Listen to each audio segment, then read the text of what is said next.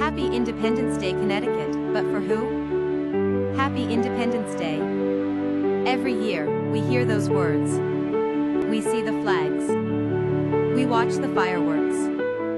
We celebrate freedom, liberty, and the birth of a nation. But today, I want to ask a harder question. Happy Independence Day, for who? Because when America declared independence in 1776, freedom was not shared equally.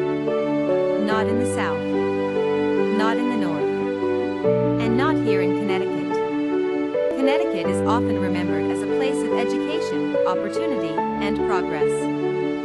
Yale University. Historic towns. Public schools. Constitutional rights. But beneath that image is another history, a history of slavery, blocked black education, segregated schools, unequal funding, and racial exclusion. So today, as fireworks light up the sky, we need to ask, who was allowed to be free? Who was allowed to learn? And who is still paying the price? And today, Connecticut schools are still divided.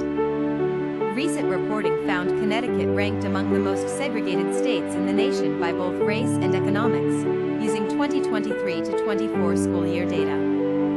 Connecticut was not separate from slavery.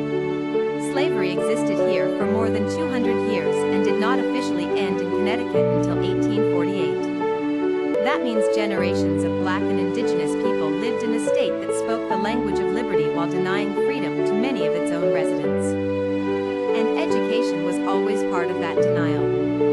To control education is to control opportunity. To deny education is to deny power. For black people in Connecticut, the fight for education was never just about reading and writing. It was about citizenship. It was about dignity.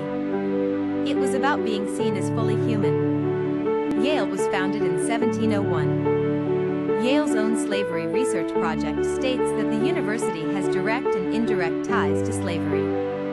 And that most of Yale's 10 founding trustees owned enslaved people. Think about that. Yale became a symbol of knowledge, prestige, and leadership. But for many black people in Connecticut, the doors of education were shut, locked, and guarded.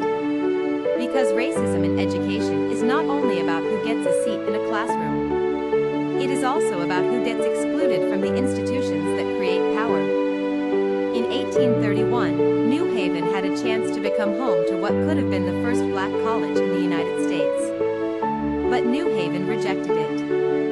At a town meeting on September 10, 1831, the proposal was blocked.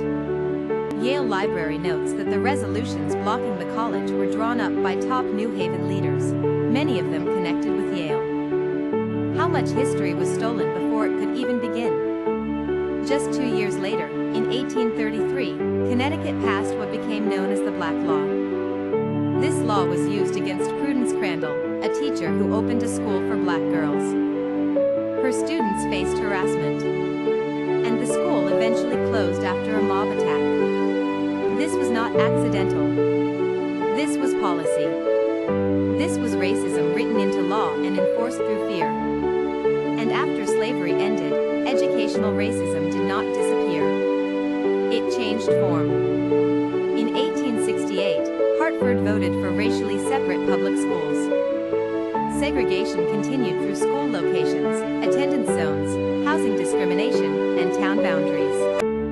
Hartford officials continued separating many black and white students into the 1970s. It was about systems. It was about town lines. It was about where schools were located. And it reminds us that a child's zip code should never determine their future. Segregation is not only about where students sit. It is also about what their schools can afford. In 1977, the court ruled that Connecticut's school funding system was unconstitutional. The state later created the Education Cost Sharing Formula, known as ECS. But the numbers show the problem is still very real. A 2020 report found a combined $639 million racial funding gap. Districts with higher percentages of BIPOC students generally serve students with greater learning needs but spend less per student. Connecticut ranked 6th highest for economic segregation, 3rd worst for poverty packing. That is not equal opportunity.